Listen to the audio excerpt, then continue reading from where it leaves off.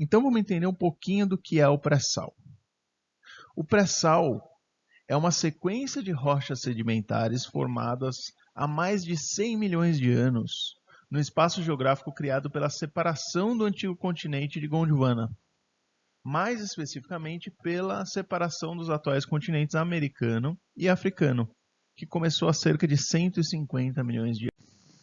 Entre esses dois continentes formaram-se inicialmente grandes depressões, que deram origem a grandes lagos, e ali foram depositadas ao longo de milhões de anos as rochas que fariam parte aí da geração do petróleo do pré-sal.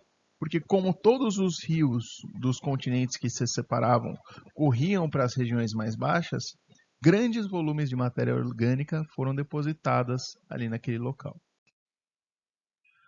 À medida que os continentes se distanciavam, os materiais orgânicos que estavam acumulados aí nesse novo espaço foram sendo cobertos pelas águas do Oceano Atlântico, que começava a se formar. E dava-se início ali à formação de uma camada de sal que atualmente chega a por volta de 2.000 metros de espessura, na sua camada mais espessa.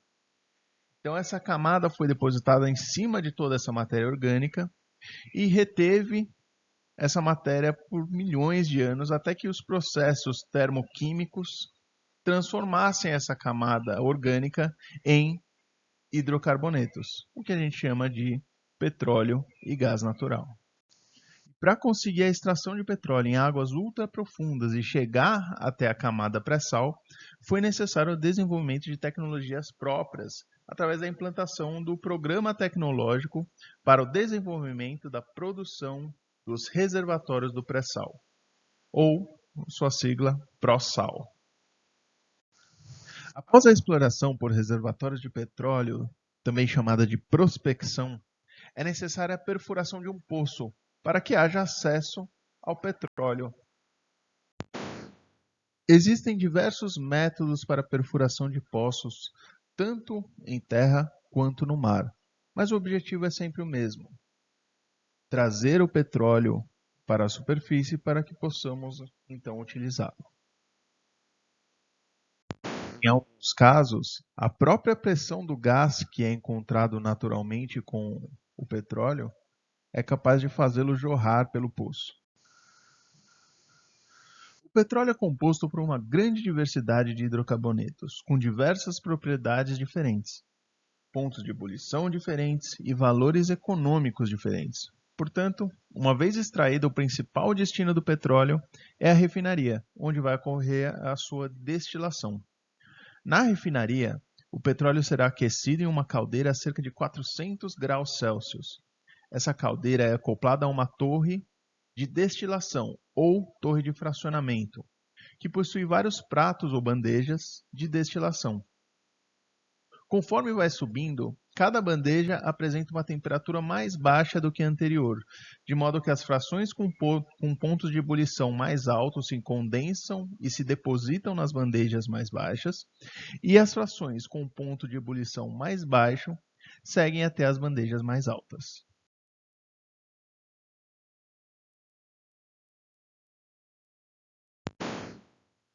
No detalhe, nós podemos observar o funcionamento de estruturas chamadas borbulhadores.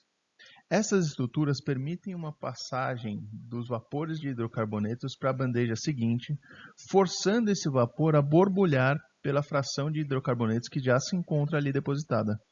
Dessa maneira, os hidrocarbonetos pertencentes àquela fração vão se condensar, enquanto que aqueles que têm pontos de ebulição mais baixos vão seguir para as bandejas mais altas. Ainda, todas as bandejas possuem uma estrutura chamada vertedouro de transbordamento, onde uma quantidade daquela fração que está contida ali vai continuamente ser drenada para a bandeja inferior. Isso é uma maneira de garantir que uma fração mais pesada que porventura tenha sido empurrada para uma bandeja superior possa ser depositada no nível correto, enquanto que as frações mais leves vão ser reevaporadas e vão retornar lá para os níveis superiores.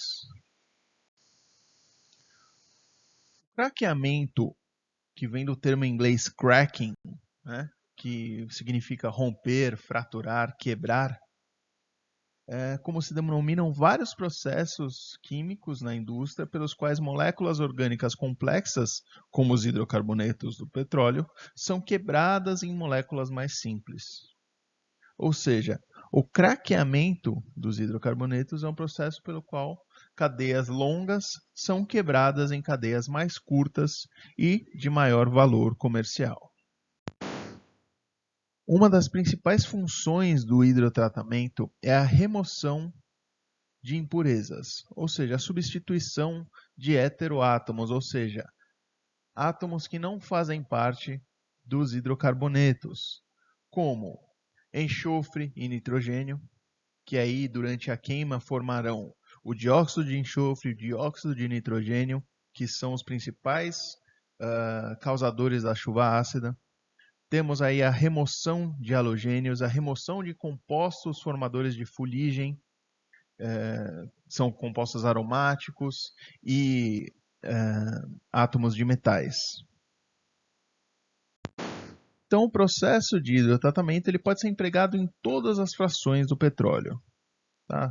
Tanto fácil por gases, nafta, querosene, diesel, óleos lubrificantes, parafinas, gasolina. Tá? E as reações que compõem esse processo são a dessulfurização, que é a remoção de compostos com enxofre, né, os mercaptans e os sulfetos, a desnitrogenação, que remove os pirróis e as piridinas, a desoxigenação, que remove ali compostos oxigenados como os fenóis, e a desalogenação, que remove compostos halogenados como aí, por exemplo, os cloretos.